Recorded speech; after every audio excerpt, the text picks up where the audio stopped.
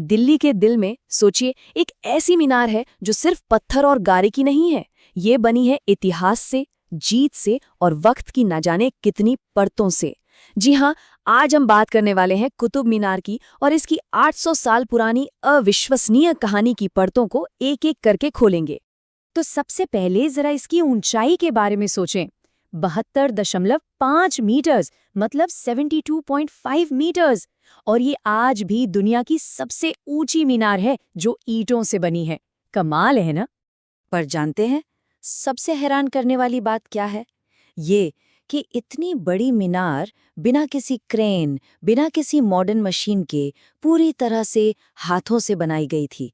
जरा सोच कर देखिए, उस जमाने के कारीगरों का हुनर, उनका कौशल कितना कितना जबरदस्त रहा होगा।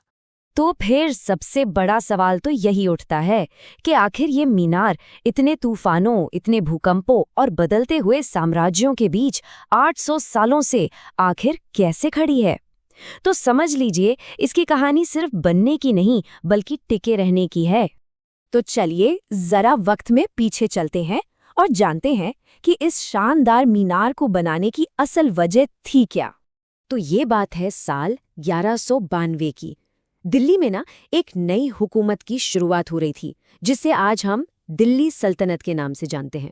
तो इसी सल्तनत के जो पहले सुल्तान थे, कुतुबुद्दीन ऐबक, उन्होंने 1199 में अपनी एक बहुत बड़ी मिलिट्री विक्ट्री का जश्न मनाने और दुनिया को अपनी ताकत का ऐलान करने के लिए इस मीनार की नींव रखी। अब देखिए, इसे बनाने के पीछे 3 बड़े मकसद थे। ये एक विक्ट्री टावर था। दूसरा, पास में ही जो कुव्वतुल इस्लाम मस्जिद है, वहां से नमाज के लिए अजान दी जाती थी। और तीसरा, ये दिल्ली में जो नई सल्तनत बनी थी, उसकी शक्ति का एक जबरदस्त सिंबल था। और सबसे दिलचस्प बात तो ये है कि ये मीनार किसी एक राजा ने नहीं बनवाई, नहीं, बल्कि 3 अलग-अलग पीढ़ियों ने मिलकर इसे पूरा किया। सोचिए, ये एक रिले रेस जैसा था, जहां एक ने काम शुरू किया और फिर दूसरे ने उसे आगे बढ़ाया, मंजिल तक पहुंचाया। तो शुरुआत की कुतुबुद्दीन ऐबक ने।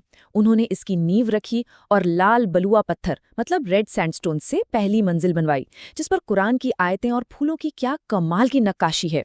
फिर जब उनकी मौत हो गई तो उनके दामाद इल्तुतमिश ने काम को संभाला और उसी स्टाइल को आगे बढ़ाते हुए 3 और मंजिलें इसमें जोड़ दीं। सब कुछ ठीक चल रहा था, सदियां बीत गईं, लेकिन फिर साल 1369 में आसमान से एक आफत आ गिरी। हुआ ये कि एक जोरदार बिजली सीधे मीनार के ऊपरी हिस्से पर आ गिरी और उसे बुरी तरह से तोड़ दिया।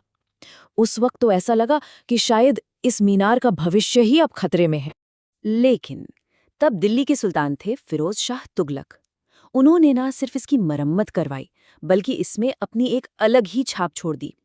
उन्होंने क्या किया कि जो टूटी हुई ऊपरी मंजिलें थीं, उन्हें सफ़ेद संगमरमर से बनवा दिया।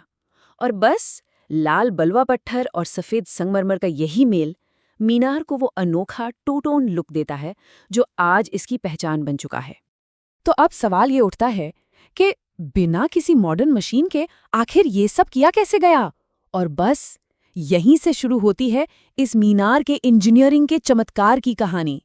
कोई अंदाजा है कि इस मीनार के अंदर एकदम ऊपर तक जाने के लिए कितनी सीढ़ियां होंगी? चलिए मैं बताती हूँ। पूरी 379 घुमावदार सीढ़ियां।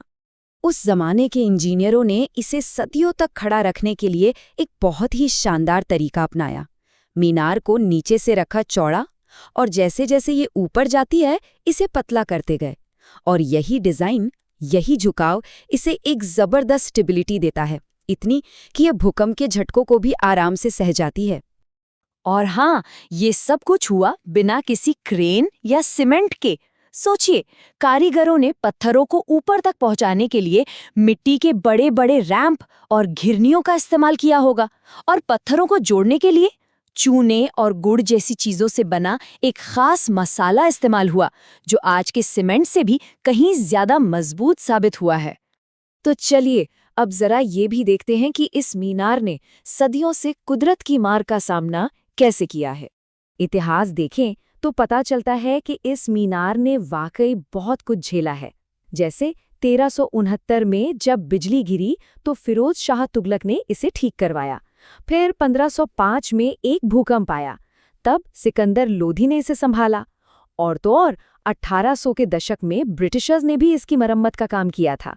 लेकिन इसके मॉडर्न इतिहास से एक दुखद घटना भी जुड़ी है। साल 1981 में अंदर बिजली चली गई और घबराहट में एक भगदड़ मच गई। इसी हादसे के बाद सेफ्टी के लिए मीनार के अंदर लोगों का जाना हमेशा हमेशा के लिए बंद कर दिया गया। इन सब उतार चढ़ावों के बावजूद साल 1993 में यूनेस्को ने कुतुब मीनार और इसके पूरे कॉम्प्लेक्स को वर्ल्ड हेरिटेज साइट का दर्जा दिया।